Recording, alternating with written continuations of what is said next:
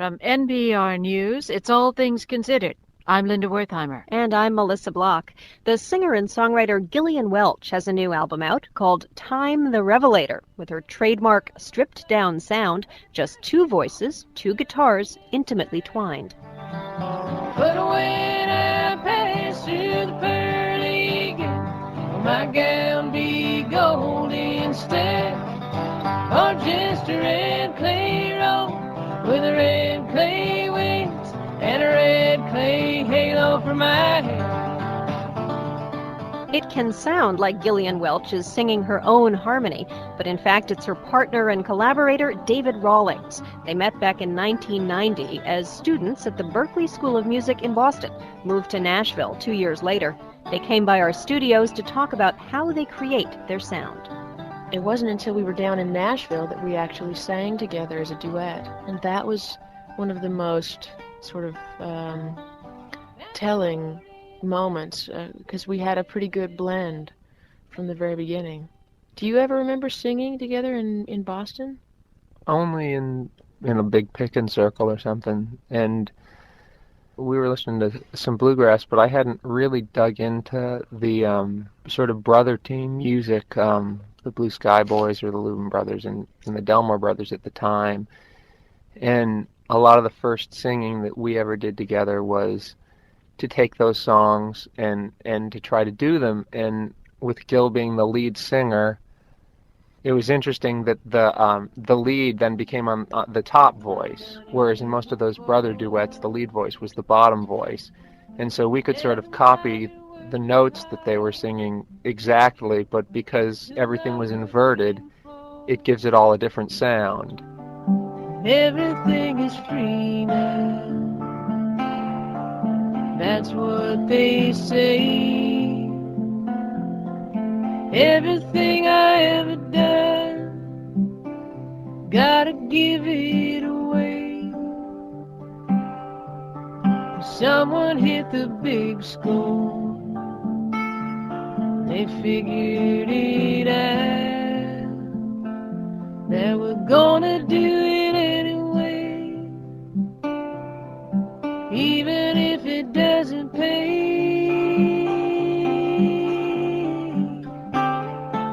For somebody listening to it, you're describing this inversion of the typical roles. What are we hearing? You're hearing me singing a lead vocal and Dave singing a baritone part below me. And because there are no other harmony singers, Dave actually jumps between different parts, usually from unison on down through a baritone part, a bass part, a low tenor. Yeah, if you take, there's three notes in sort of your simple chord, and, usually when you hear people sing harmony, like, say, in a bluegrass group, there'll be a person on each note.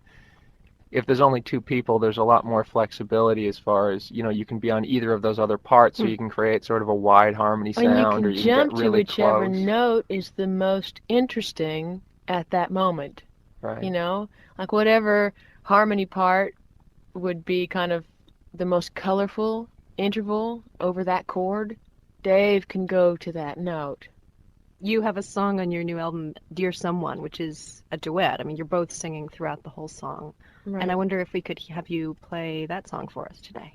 Sure. We can give it a whirl. All right. 1, 2.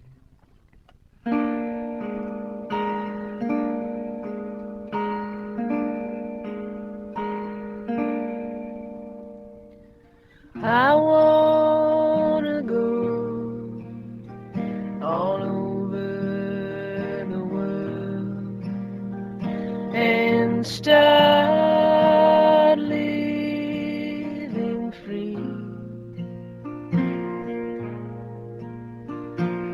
I know that there's somebody who is waiting for me. I'll build a boat steady and true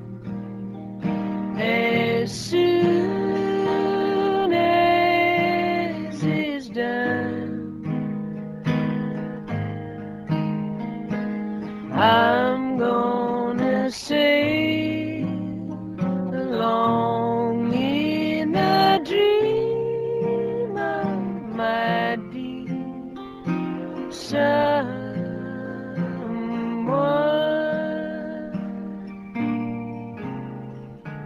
One little star smiling tonight knows where you are. Stay, little star, steady and bright, to guide me afar.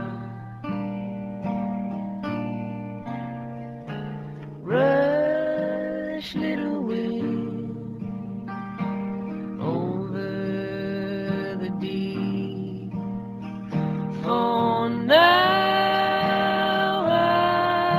I've begun.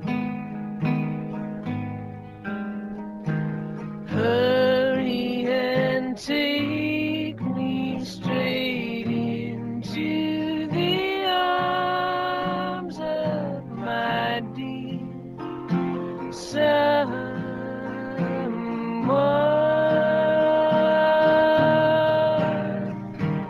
Hurry and take me into the arms of my dear someone.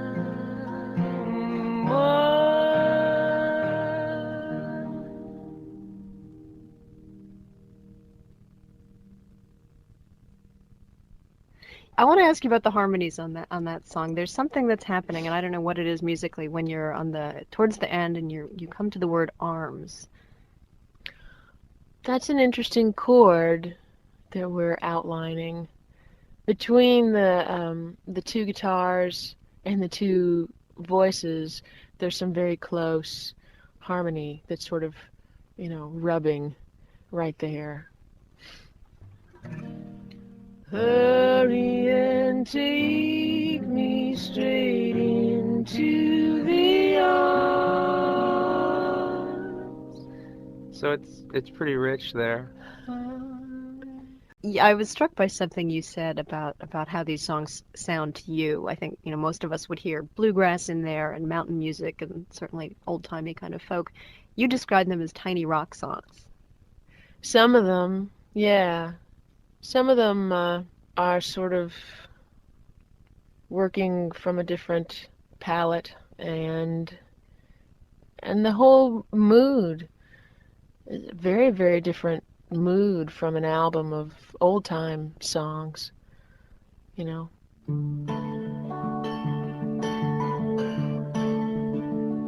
I was thinking that night about Elvis. Did he die? Did he die? I was thinking that night about Elvis. Did he die? Did he die?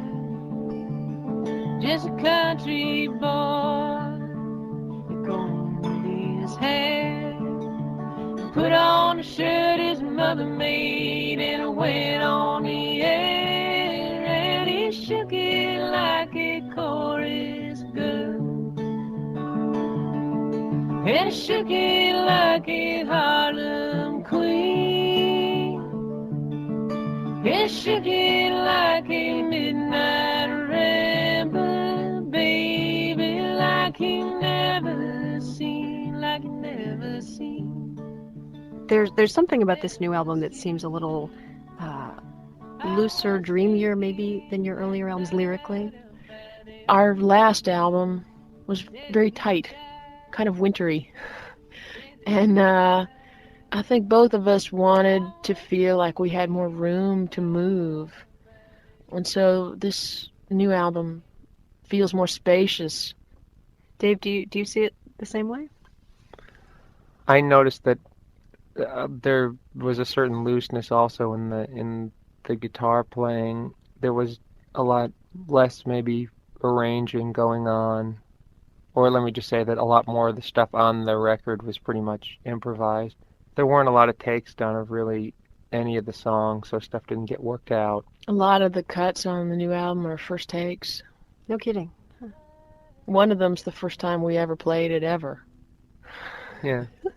You're talking about the last song? Yes. I Dream a Highway? Yeah.